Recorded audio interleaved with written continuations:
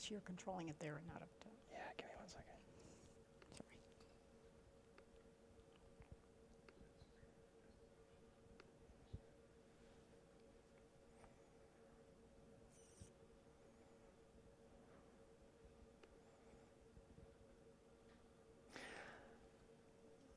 I'm going to take a guess that our functionality all just magically came back on. But I'm going to let somebody verify that for us. Can somebody in studio, there should be like a few second lag here, but we had a glitch. Is somebody watching on Facebook or YouTube that would like to chat in and say, hey, we can see you now and we can hear you now?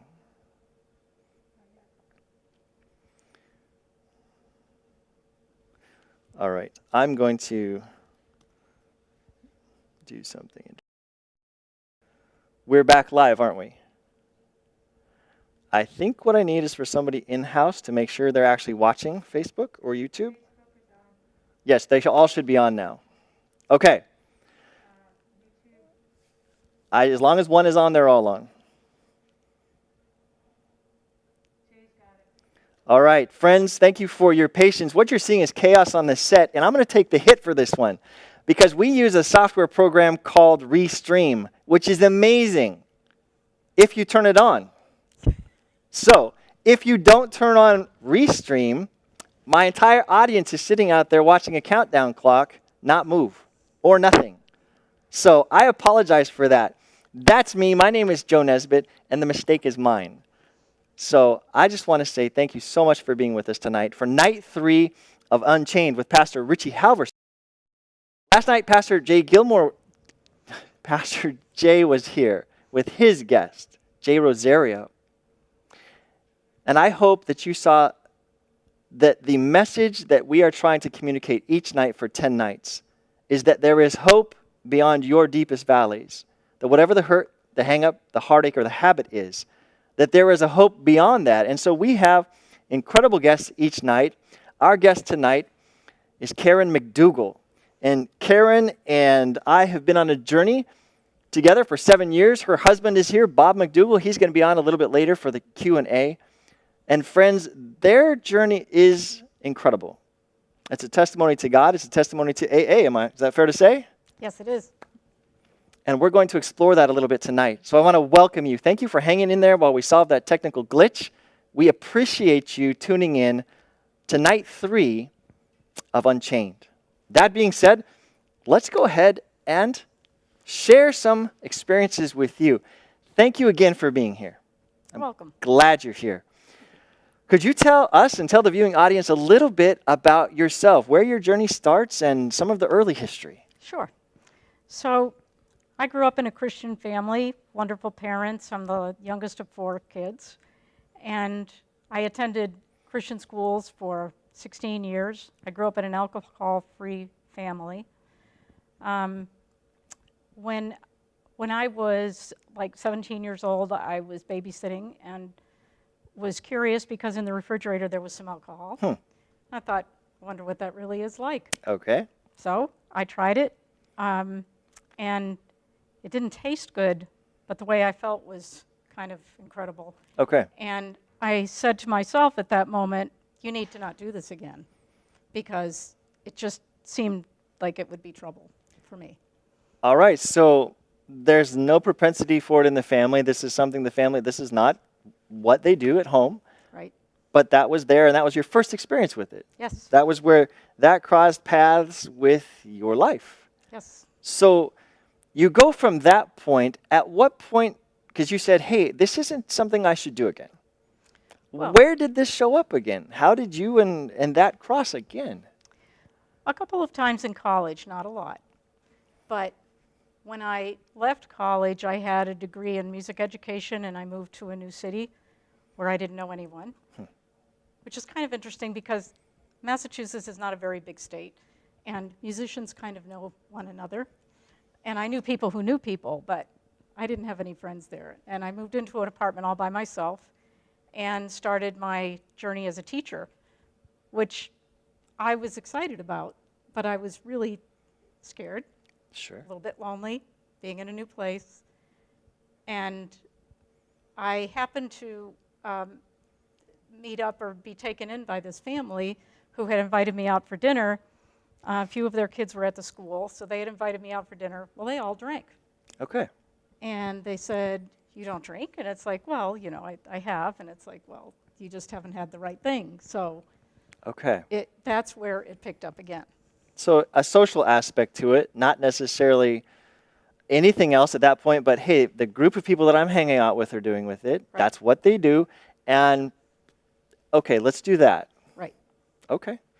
Where did this take a turn when you thought, I'm headed in a different direction now with this? I'm no longer, say, avoiding it like my household did or my home did, but I'm welcoming it. It was a difficult situation because if the school knew, I would have lost my job immediately Okay. because it was a Christian school. So right from the get-go, I really never drank socially. I might have been in a social situation there where I was drinking, but everything had to be a secret. So Okay. in looking back, it was trouble from day one. Right. I really was not a social drinker in any way, shape, or form. Okay. I pretended that I was at that point, but it really progressed rapidly for me. At this point, is Bob McDougall in the picture at all? No, So we're long before Bob here. right? All right. This progresses then. It did. So I was keeping it to weekends, then it became Sunday night as well. And then it started to become one of those things where it was really hard to get going in the morning because if I was hungover, I had to go teach. And Okay. just a little bit in the morning might help a little.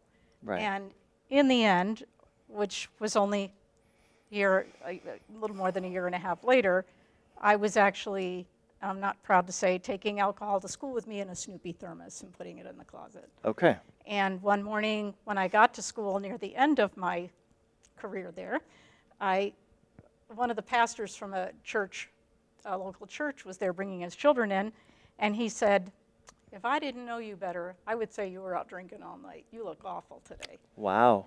So hitting really close to home, Yes. but without the certainty. Right. Okay. So that made my heart stop a little bit.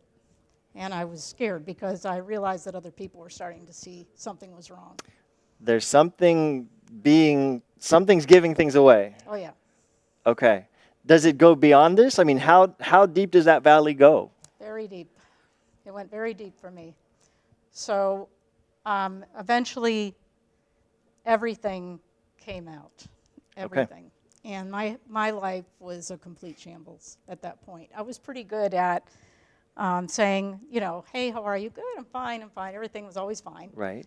One of my friends after that point that I had gotten to know me while I was still drinking, and she said, I always knew something was off. I couldn't quite put my finger on it, but you were just too fine." Always. I was always too fine. But, I was a performer, so I was used to getting up front. Right. I had, it's what I did. So you just, did what you needed to do. And when everything came out, it wasn't just the drinking, but it was my relationships and the trust that people had placed in me, the betrayal of the kids that I cared deeply about, and the families. I had ruined everything. Okay. So this was no longer something that's quiet. It wasn't fixable, and it was not quiet. Okay. How does this corner turn? How do you go from into complete shambles to remotely heading towards something different?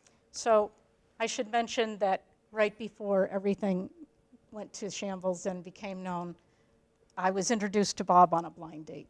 Okay, so things in your life, when you meet Bob, who is just off camera here, folks, you'll see him in a couple minutes. Just before you meet him, you're still fighting this. Oh, yeah. This has still got you more than you have it. Yes. And I made a decision the day I met Bob, this has to stop, because this is the man that I need to marry right here. That's knew. impressive. I knew, but somebody else stopped it before I did. Okay. I'm sorry, I don't mean to be laughing because I'm Sure. taking it in a trivial manner. It was, I can't begin to describe that's a nervous laugh. No, I understand. I can't begin to describe the complete and utter despair in my life at that time. I don't think you can really help another person understand what total despair is like. All right, But and I was experiencing total despair. quietly, Bob doesn't know. Not at You're- first. Okay, so this is you seeing something new on the horizon and realizing, in order for me to head in that direction, this has to stop. Oh, yeah. Okay. Did you go it alone at that point? You see it, you make the decision that this is not healthy, and tell me if I'm overstepping in my words here. You're not at all. Where did you reach out to, or is this a cold turkey thing? Is this let me find somebody? Well, I felt like I could certainly do it, because I had done it 10 times before, you know. Okay. I'm Right. going to quit. And so I did for a week or a few days, and then, you know. Miraculously, and I don't use that term lightly, the person, one of the people that I taught with, Beverly, her daughter worked at a hospital in town where they did addictions work. Okay. So she was an x-ray tech, but she had taken all the courses for counseling, alcoholism counseling, and gotten certified as that because she was often the first person people saw when they came to the hospital, Interesting. since she was doing x-rays, and she needed to be more equipped to know what to do. Okay. So that's when she really came into my life, Sharon, and my friend Beverly that I taught with, her mom, was like, you know, we can get past this, we can do this. So she believed that She change believed. was possible. She believed change was possible. But it just kind of kept going from bad to worse, Okay. you know. Even though you have the right people with the So- right information, things are still headed. They're still going downhill Okay. rapidly. And I realized I was not going to be working again there or at another Christian school for at least a very long time, Until something changes until something with that problem drastically set. changed. Okay. Not just from the drinking, but from my whole lifestyle at that point. It was really a mess. Everything was a mess. So, And so when you okay. when you are a visible person, a musician, and you've been up front your whole life, you know, a lot of people know who you are. Yes. And they may not know you, but they know who you are. Right. So in my mind, I remember distinctly thinking, there's never going to be a day in my life that I will not hear about this or think about it or have somebody talking about it. Certainly not just my drinking, but my relationships, which were really bad. This is going to follow me and haunt me. It's never going There's, to end. this is the thought Never. process. This is inescapable. Never. But is that a true thought? No. Did it? Okay. But emotions aren't always logical. Right. But the other part of that despair was thinking that I knew better. Since I had been raised as a Christian, I knew better than to have gotten involved in everything I was involved in. So you're beating yourself up. Yes. And Okay. that I was firmly believed that there was no way that God could forgive me for what I had done. What? That was my despair. God's out of the picture then, because you're thinking he's written me off because of what I'm doing, and I have I a did public. it willfully. Nobody made me. I chose it, and I have done this publicly, and so is it fair to say you were feeling completely isolated, surrounded by did. people, and I was surrounded by people, clearly, who loved me and cared about me. My family surrounded me. My friend Beverly and you know, her husband Joe and Sharon and, you know, and several other people, my friends from college, that absolutely surrounded me. And were like, you know, we can get past this. I was not alone, but in my head, I knew that they didn't understand what I understood. What I understood was that nobody forced me into this. I got myself into this mess, and I couldn't get myself out. And how could I expect to go to God and ask Him to get me out when I really knew better? do you think that there are people out there on that same journey now? Yeah. If you're speaking to them as we're sitting here tonight, what can you share with them about how did you escape from that thought process? God's God doesn't have me. Yeah. People don't have me. Where does the light shine into this darkness? Well, it didn't at first. So at first, there was absolutely no way out for me.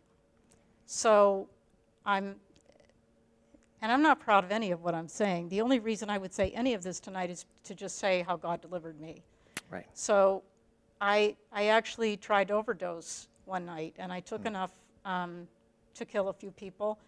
And I woke up with this terrible headache, screaming into the phone, I don't know, and I'm like, what is going on? And someone was on the phone with me. Interesting. turned out to be the principal of my school. And he had helped me move to this apartment, but couldn't quite remember where it was. And I hadn't called him. I knew that. And so anyway, he found my apartment and realized I was in a lot of trouble and took me directly to the hospital. As it turned out, it was the only hospital in the entire area that could treat my particular overdose. Wow. And God saved my life that night. And what we found out later was that it was a long distance call. I lived in Rhode Island, he was in Massachusetts. And he had his wife on the phone with me saying, don't go to sleep, while he's trying to drive around and find me. Right. And their phone bill and my phone bill never reflected a phone call that night. That's miraculous. It was miraculous. That's the only reason I share that part of my story, because it's a painful part to share, but at the same time, I know there are many people who've been through addiction who have had this happen, Right. And I'm so grateful that God saved me. At the time, I wasn't so sure what to think, to be honest with you. So I was in the hospital, and I had this doctor who came in and said, every day he'd come in and say, I just want you to know that you should not be alive. I want you to know that. And he would leave. Interesting. Every day he would come and tell me that until I was discharged. So he recognized that there's something else going on here Yeah. because of what was a certain medical outcome was not happening. Right. You were going to walk out, and that shouldn't have happened. Should not have. What kind of changes did you have to make going forward from that hospital bed forward? What kind of changes did you make, or addressing our audience as well, when they're in a situation they've hit that point, what are the first steps forward? So I felt like I was in a pit, and the more I dug to get out, the deeper I went. And I kept thinking, maybe the dirt would pile up and I could climb out, Okay. but it just wasn't happening.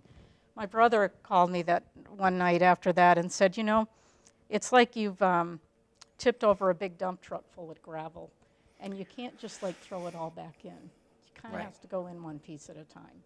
Long I hated process. those answers. Right, because it's saying this was a long process in, it's going to be a long process out. Right. One and step I at wanted a to time. fix it right now. Right. So what I had to change was everything.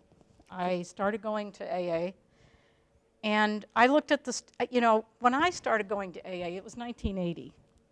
Yeah, so I'm that old, right? So I was there. Yeah, I know. So when I went, there were no women's meetings. There were no non-smoking meetings. Okay. There were no young people's meetings. You were a bunch of people thrown into this room together, and I walked in there, and there was nobody close to my age at all. I was clearly the youngest one there. I realized pretty early on that I might be the only one with a college degree. I had a really hard time thinking of who to get for a sponsor, because I'm like, well, I'm smarter than they are. What can they get to teach me? Okay. So I still had that. How do I connect with these? I couldn't. I didn't even drink coffee. You know what I mean? Okay. So they're drinking coffee, they're smoking. We're in the church basement, and you couldn't see for the smoke. And I'm like, I told my friend Sharon, I'm going to die of lung cancer here, but I might get sober. I don't know. So it was like, it was a different world. Sure. And they would tell you, now don't talk about these certain things, because that wouldn't be appropriate in this group. But it's like they didn't have a group that would be that appropriate. They were trying to avoid landmines for They people. were trying to help. And I couldn't identify for anything. And Sharon went night after night after night. She went with me, and she was like, there is no bad meeting. The bad meeting is the one you don't go to. You Wisdom. just keep going. And so I did. Eventually I started going on my own, and eventually they started having a women's non-smoking meeting that was like 40 minutes away, and I was thrilled to drive to it. But the first time I went to that, I'd only been sober a few months, and I started to philosophize about something, and the person in charge of the meeting said, you're just barely sober. You should probably just be quiet and listen for a while. And it hurt my feelings. Exactly. I'm not coming back here. But she was right. She was 100% right. To And- just be calm and stop verbalizing. And listen. And listen. Learn. Yeah. So I wasn't choosing a sponsor. So someone came to me who had very few teeth and said, I'm going to be your sponsor. And I was like, okay. And so she said, and you need to do what I tell you to do, and if you do, you will get sober. And she told me her journey, which was nothing like mine. So it just like felt like it was making this big chasm, between us. But something inside of me was like, look, nobody else is volunteering to take you on. You need to take hold of this. So I did. So You chose belief in her. yes. I Even did. though the commonality didn't seem to be there, It you're did like, not. And she was fine. not of my faith at all and didn't understand, why it was such a big deal to me that I was in a Christian school and had done this all. And, it's like, well, we've Right. we've all been to the places like that. So this is what, it's like, no, you haven't. In my head, I'm saying, no, you haven't. No, you Yeah. haven't. So we were looking at the steps, and I'm looking at the steps up on the wall. Every AA meeting has the 12 steps, and the first one, you're powerless over alcohol. You admitted that you're powerless over alcohol and that your life has become unmanageable. Okay, so I'm like, okay, yep, I got that one, check. And the second one, came to believe that a power greater than yourself can restore you to sanity. Yeah, I got that, except I can't, well, yeah, I guess I was insane. Okay, yep, got number 2. So the third one was that you made a decision to turn your life and your will over to the care of God as you understood him. And that was like, oh, that made me pause. And without ever telling my sponsor that, she gave me an assignment and said, for the next month, I want you to read in this 12-step book the whole chapter on step 3 every single day. Wow. And I was like, not step 1 or step 2. No, I want you to read step 3 every day. Hit that And nail over yes, and over. Yes. I think she was tired of hearing me whine because I was in a lot of self-pity at that point. The turning over portion wasn't happening. No. Actually, she was telling me that it was a reverse pride, that it was almost a reverse pride in holding on to that guilt and shame. Okay. You're not even letting yourself be unchained. No. You're holding yourself there. Okay. And she's calling you on And it. I'm trying to stay sober by just gritting my teeth and clenching my fists and saying, I can do this, I can do this. And I would stand there and looking out my window some nights just saying, God, help me to just stay sober, help me to stay sober. And then I'd drink again, So like even while going to AA, I'd start to drink again, and then I'd stop, and then I'd start, and then I'd stop, and it was just feeling so hopeless. So finally I started to read that. And every day it started to make more sense. At first it hurt my feelings because I'm like, okay, I don't need to read it every single day to understand what step 3 is about. Right. But I did. And it was an amazing transformation for me. And so one night she was driving me home, which was only, a mile from there. And we're in the car and she said, I don't know what kind of God you serve, but my God says that when you ask for forgiveness, that's why he died on the cross and he forgave. And for you to not let him do that is basically just telling him he's a liar. Interesting. And what? I was shocked. Right. I was totally shocked, but she was absolutely right. She hit the nail on the head. I'll thank her for the rest of my life for that night. Tearing something open to reveal the truth of what's going on. Yeah. And that was the turning point. Okay. That you had to let yourself go, in a sense. I forgive me. I had to surrender. Okay. And I wanted to do something so badly, but there was nothing. I've already done enough. I had messed things up enough. There was nothing more for me to do. I had to completely surrender and trust God to take that over for me. Is it overly simplifying things to say God at that point was no longer your co-pilot? Oh no, he was not. He was my pilot for sure. He Yeah. had to be the pilot. I couldn't do it. Right. So you turn that corner. Step 3 becomes this step. I have to turn this over. What steps are you taking then between then and now? How many years have you and Bob been married now? We have been married 38. Awesome. 38. In another week, 38. That's why I had to think for a minute. 38. 38 years. Yeah. Okay. And for that turning point occurs at what point in your guys' relationship? Okay. And we can follow up more on this when in some of the Q&A. I told him, right, when everything was really getting bad, I knew that everybody was going to know a lot of stuff, and it might be true and it might not. So we went out to eat at a restaurant, and I had like this total anxiety attack, but I said, I want to tell you everything. I don't want you to ever hear from anybody else something that I didn't tell you first. You front it. I Bob, this is what's going on. because some people had called my parents before I ever got to them, Wow. and that made it hard. Absolutely. I decided this one, I want to own it, and whatever happens will happen, but I don't want him, it's not fair for him to hear from someone else. Right. It wasn't fair for me or for him, and I wanted him to know. I figured if we had any chance whatsoever, if God was in us meeting in any way, shape, or form, Right. we needed to start with honesty. And I told him everything. Apparently, Yeah. he took it okay. Well, he did. He said, well, it's going to take some time. And I was like, well, I've been sober for 2 weeks. And he started to laugh. And, That's fantastic. but he was right. I needed time. Right. I did need time. I needed time to really become sober and not just stop drinking. More than 2 weeks. Yes, more than 2 More weeks. than 2 weeks.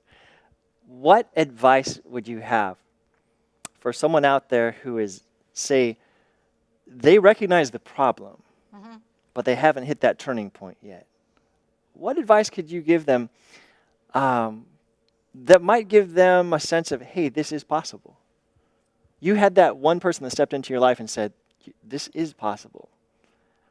What could you offer to them? In the midst of all the despair, nothing seems possible. And being able to do that yourself isn't going to happen. There are people who have done that who don't believe in God. I still believe it's totally the grace of God that they were able to achieve sobriety in any way, whether they accept that or not.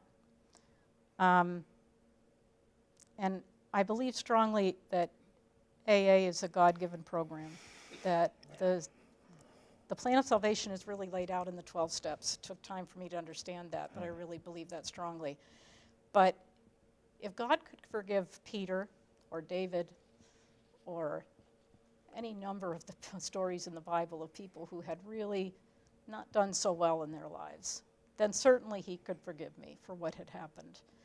And it may take time to feel that in your heart, to feel that forgiveness. It might take time, but feelings aren't reliable. And if I keep believing, God lets those feelings follow in time.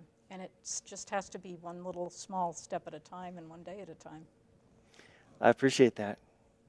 Friends, that's probably the heart of this, isn't it? One small step at a time. Very. Don't go for the microwave, I need this now. But the version that says, let me turn this over and let me just take those incremental steps. Karen, thank you so much for sharing. We're going to come back in just a few minutes with your husband, Bob. We're going to ask some of your questions. We're going to ask some of our questions too. Okay. But thank you so much for sharing hope. You're welcome. Thank you for being part of Unchained. Thank you. Friends, we're going to let you listen to Pastor Richie Halverson too. He's going to share some of the things that Karen's talking about, and he's also going to share hope. You're going to hear that every night until this series finishes, that there is hope beyond those hurts, heartaches, habits. Friends, here's Pastor Richie Halverson.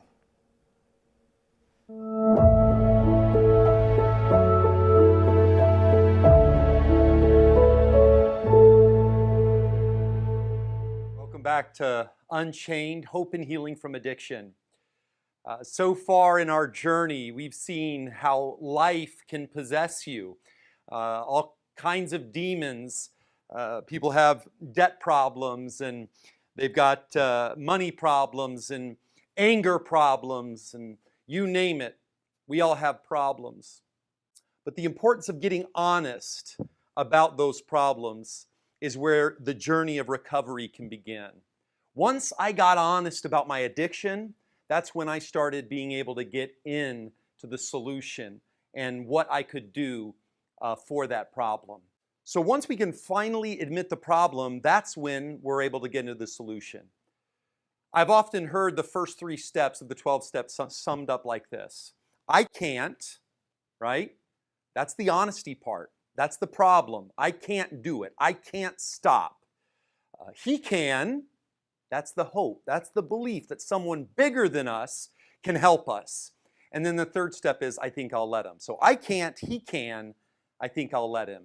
And once we start to identify and get honest about the problem, that's when we are able to gain some freedom. One day I was reading Mark's gospel and I ran into an interesting verse that just really jumped out at me. In Mark 6:5, it says that Jesus could do no mighty work there. It jumped out at me because Jesus was always doing mighty works and miracles. In fact, right before this, Jesus brings someone back from the dead. So, the question is, and why it jumped out at me, is why could Jesus not do any mighty work here? Well, let's do a little bit of background. Matthew 13:58, it says, because of their unbelief. Friends, we've got to believe that our solution is bigger than our problem. We've got to believe that God is bigger, that God's power is bigger than our weakness, that His forgiveness is greater than anything that you may have done or any sin you may have committed. Hebrews 11:6 says, whoever would draw near to God has to believe that He exists and that He rewards those who seek Him. So we won't even come to a power greater than ourselves if we don't believe He can help us. And so that's where belief comes in. You can't have a breakthrough and live an unchanged life without belief. In Matthew 17:18 through 20, it says, Jesus rebuked the demon and it came out of him. Right? We looked at that in the first session. The boy who was healed instantly. And then the disciples came. Jesus privately said, why could we not cast him out? And He said to them, because of your little faith, your little belief. Does the size of your hope match the size of your problem? Luke 18:25, it says, it is easier for a camel to go through the eye of a needle than for a rich person to enter the kingdom of God. And so what Jesus is doing here is He's comparing salvation to an impossibility. A camel can't go through the eye of a needle. It's going to take a miracle, basically, for a rich person to be saved. Now, often we assume Jesus is saying that it's extra hard for rich people to be saved. That is not what Jesus is saying. But during this time and place, people falsely believed that prosperity, that wealth was a sign of God's love and providence. And that's why when Jesus says it's easier for a camel to go through the eye of a needle than for a rich person to be saved, people are like, wait a second. You know, if it's impossible for good people, because they thought anybody who had prosperity and wealth, they were the good saved people. If it's impossible for good saved people, what hope is there for us? But then Jesus gets to the solution in verse 27. He says, what is impossible with us is possible with God. You know, I can't, He can. It's impossible for a drug addict to stop using. But you see, what is impossible for us is possible for God. It is impossible for some of us to stop going to that website, but what is impossible for us is possible for God. It is impossible to forgive someone who may have hurt you or abused you, but what is impossible for us is possible for God. I know we all know those people. For some people, it seems like to be nice. Come on, that's going to take a miracle. But hallelujah, what is impossible for us is possible for God. Our impossibilities are opportunities for God to show off His abilities. You have to believe that something can happen. You have to believe that there is something stronger than you are that can restore you to life and to sanity. Mark 9:23, all things are possible for the one who believes. And so basically, you got to have hope. You got to believe something can happen. According to Mark 6:1, the place where Jesus could do no mighty work, I find it interesting that it is His hometown. The people that were the closest to Christ had the hardest time believing in Christ. Jesus said a prophet is honored everywhere except in his own hometown and among his relatives and among his own family. Have you noticed the hardest miracles to believe in are the ones closest to home? You know, we can believe a stranger on TV can change, but with our own family, oh, no, they'll never change. They'll always be that way. Sometimes it's hard to have hope in a neighborhood that we've always lived in a dysfunctional home we grew up in. It's hard to believe in a miracle with the people we work with and the spouse maybe we live with. It's hard to believe in a miracle with the familiar because all we've ever seen is dysfunction. It can be hard to believe that something can happen differently. And often people think, well, yeah, but Jesus was different. I mean, He was the Son of God, right? No. Jesus, this is what's so cool about the gospel. This is one of the most beautiful, fundamental, important realities of the gospel, and that is Jesus was not exempt from his own rules. He was, is, and always will be one of us. So if you've ever been ostracized by your family, well, so was Jesus. Have you been rejected by friends, talked about, laughed about? So was Jesus. In John 1:11, it says, he came to his own, and his own people did not receive him. You see, they couldn't believe that a miracle, the miracle of the Messiah, could show up in their town, in their time, in their family, and in their lives. And let's be real, often we don't believe a miracle can happen in our town, our family, and in our lives. Nathanael, one of the disciples, when he hears about Jesus, he makes this statement, he didn't believe anything good could come out of Nazareth. Think about that. The greatest good to ever live came from a place no one believed anything good could come out of. And what's interesting about that is, according to John 21:2, Nathanael, the guy who says, can anything good come out of Nazareth? That guy, he lived and was from Cana. Well, Cana was Nazareth's neighbor. So Nathanael can't believe anything good can come out of something so close. Maybe you've heard about God changing other people's life, but you don't believe he can change your life. You know what? Hey, maybe you've heard about God, but you don't even know if you believe in a God. That's okay. If you can just believe a little bit, if you can just open yourself up to this idea that, you know what, maybe there is someone stronger than me, outside of me and my insanity, that can restore me to a better way of life. Because friends, if you can believe it, I promise you God can do it. And if Jesus could come out of Nazareth, something good can come out of your bad situation. Something good can come out of your life. If Jesus could break through the history of Nazareth, Jesus can break through your family history too. Stop telling God what he can and cannot do. Stop telling him who he can and cannot save. Let me tell you, if God rescued me from opiate addiction and continually, daily, continues to change my life, then he can do it for you.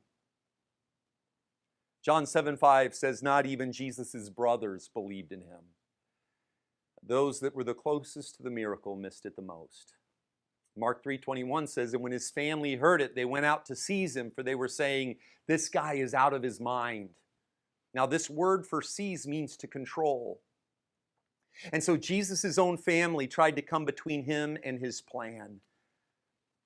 Don't let anything come between you and God's plan for you.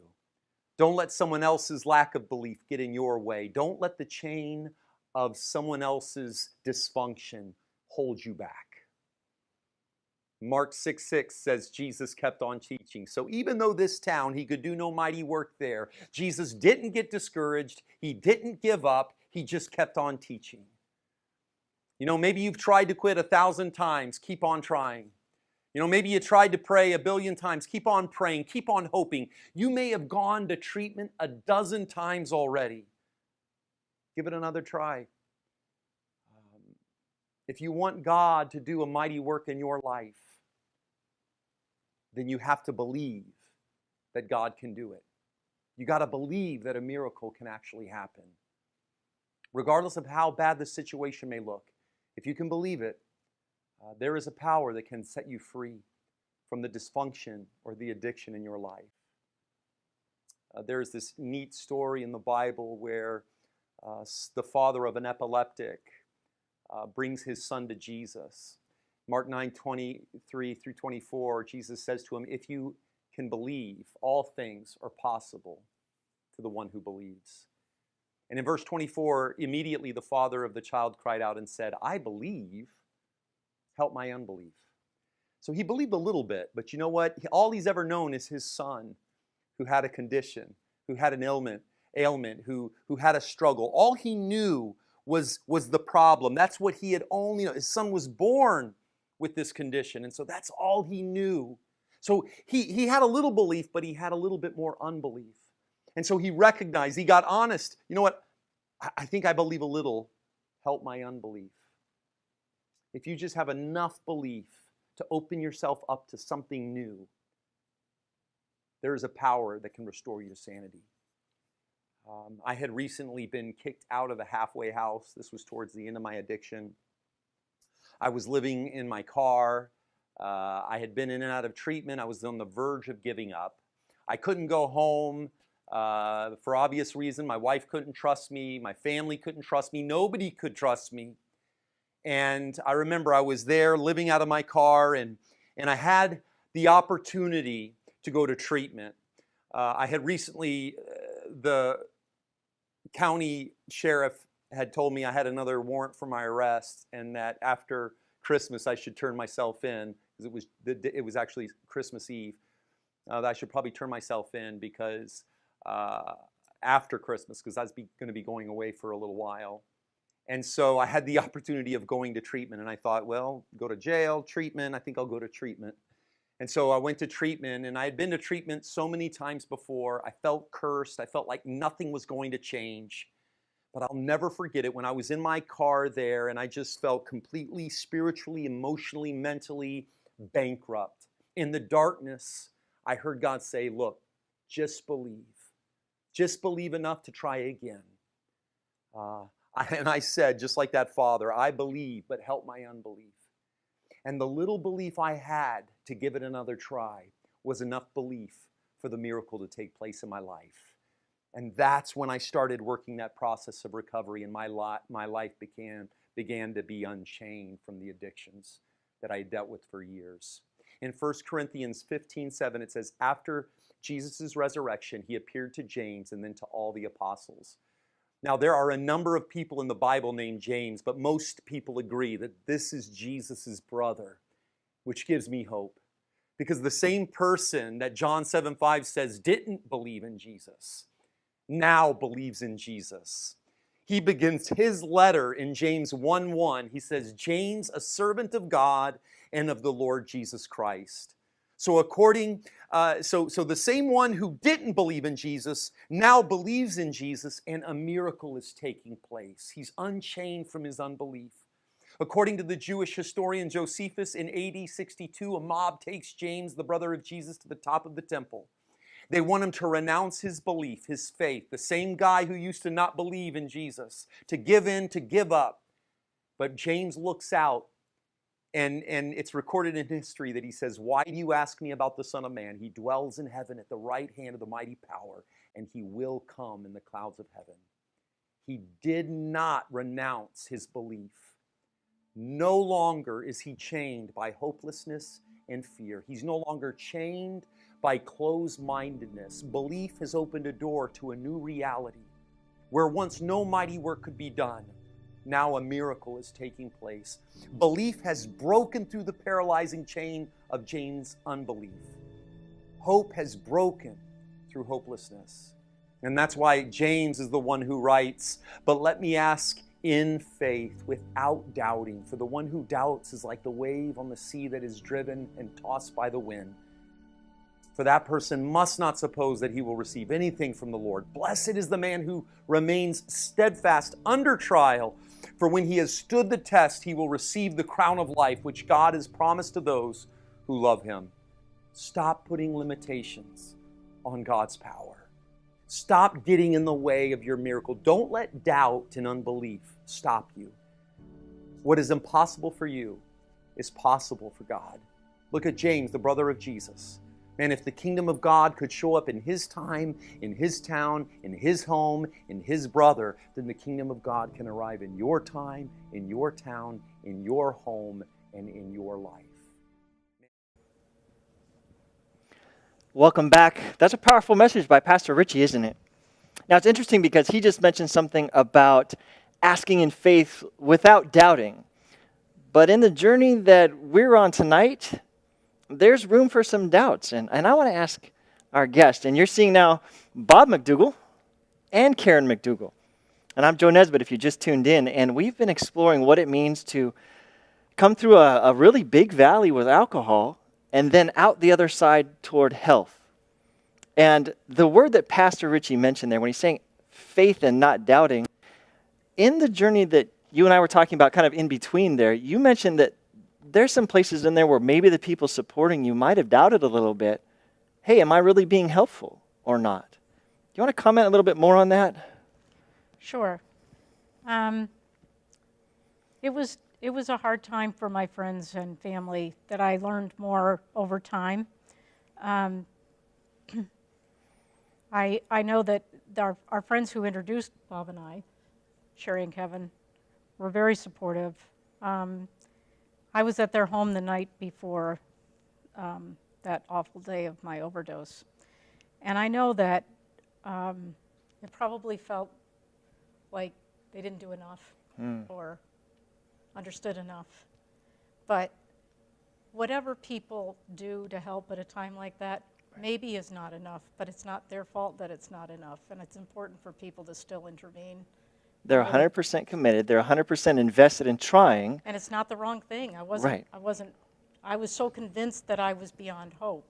But the fact that they took a step to try to be there for me anyway has always been so meaningful to me. And the others, there were many others. I shouldn't start saying names, but there were Sure. many. So you're kind of indicating that it's better for people to be involved, even if the results don't turn out like they think they should, because the message that's being sent to the person going through the valley is still one of support? Yes. Okay. So be present. Don't Run. Don't run. Don't run. But if you need to, it's okay. And I would, and Right. because not everybody can be there. But if you can be, don't run for the reason of being afraid you're going to do it wrong. Right. Because if you come in a loving way and in an understanding way, God can use your efforts. Be present. Yes. Communicate. Bob, you've been on the journey now. Karen said as we were starting the interview tonight that she kind of fronted things in the beginning. This is where I'm at. And she said that a lot of people were there believing in her the whole way. Can you tell our audience a little bit about what it's like to be the partner who believes while they're journeying through this, before the turning point? Well, first of all, our first date, which was with Kevin and Sherry, when she left to go home, I saw her and I said, "That's the lady I'm going to marry." That's the lady I'm going to marry. That was 5 years. They never thought we were going to get married, but I think the thing I appreciated the most about Karen is how she was up front. She was owning this. She was owning it. And you've got to understand, I've come from a intercity. Most of my friends, they had either alcoholic parents or single moms. And so it wasn't a surprising thing. Okay. But I knew she's a good person. And, with her being honest and upfront with me, I said, so we'll do this journey. We'll do this together. Yeah. And I didn't, some people might have said, "Oh, see you later," Right. But I saw a beauty in her that I wanted to keep going forward with. To keep the conversation going. Right. It's a God thing. Yes, A it God was. thing. Yeah. So you see him believing in you. Even before the turning point, you front it and he doesn't run. What does that do what message is that communicating to you? How is that helping as you're thinking about the way out of this? It helped a lot. I didn't know where we would land or where it would go ultimately. I had hopes, but I didn't know. Sure. He didn't share that part of his thoughts with me at that time. Let's just do the journey. Let's Yes. not worry about the end yet, but let's be together He now. was very cautious. We didn't date he didn't date exclusively and told me that. He was Sure. upfront as well because he was scared too. Yeah, But absolutely. he didn't stop dating me either. And that was okay. I needed that time, and it was always there, just knowing that somebody believed to that extent was To very believe enough to stay near. to stay near. We had long conversations. Very long conversations. I think with scenarios, I think we did every scenario you could possibly have in a lifetime. If this happens, this. Yeah. If that happens, that. Because during my 20s, the last thing I wanted to be was married. I wanted to have my race cars. I wanted to have my business. I wanted to have my own house. And but So he wasn't ready either. I was Okay. So you tell your friends, that's the lady I'm going to marry. It's 5 years before that ever happens. But in that 5 years, this is where the turning point, and this is where the steps into the light away from this start happening, right? I think, one thing I always tell young men when they're dating, don't even think about getting married until it's your best friend first. Okay. He was my best friend for probably 2 or 3 years. You find that best friend, and then you start. You have to have that. Okay. You can have love, but you have to be best friends. A best friend, a good best friend, will say, "Joe, you're doing this wrong." They're going to confront They're you going to confront you. because love It's confronts. honest, and it's honesty. So I'm sitting here as a pastor, and we're doing the interviews to an audience. There's Christians and non-Christians listening and tuning in, but I'm a pastor, and you said something earlier that I want to come back to. Okay. Raised in a Christian household, alcohol is no part of that. And yet, one of the keys to your success isn't praying more, praying harder, but there's a recognition God's in it, but there's a value to the AA. There is. And, another thing that just made me think of is that my sponsor said to me as well, you need to stop asking God to make you stop drinking, and instead ask him to take away the desire to drink. The root source. Yes. Don't keep cutting branches off the tree, go for the roots. You're asking for the wrong thing. Okay. And it resonated with me immediately. But interestingly, it took me about 2 months to pray that prayer. Call me some out if I'm reason- saying the wrong thing. Surrender is hard. It was really hard. Turning this whole thing over. Some of it felt good that it was so hard to do, Sure. that I was staying sober and I worked so hard. And Pat, yeah. right? And yet when I prayed that prayer, I can honestly tell you, with all the things I've been through in my life and in our lives and with raising our kids and the whole life happening, from that moment I prayed that prayer, I have never had a desire to drink. Amen. And I pray every day that God will continue to give me that blessing, because I know if I went back, things would take up where I left off and it would be worse than ever. I can't fool myself with that. Right. So is that something that you would feel comfortable, as we're thinking about this whole process tonight of overcoming and coming out on the other side of this journey, to go to the root source is important? Yes. So whatever your addiction or your habit or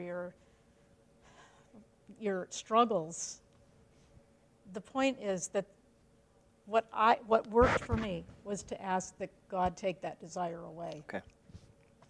And it was immediate.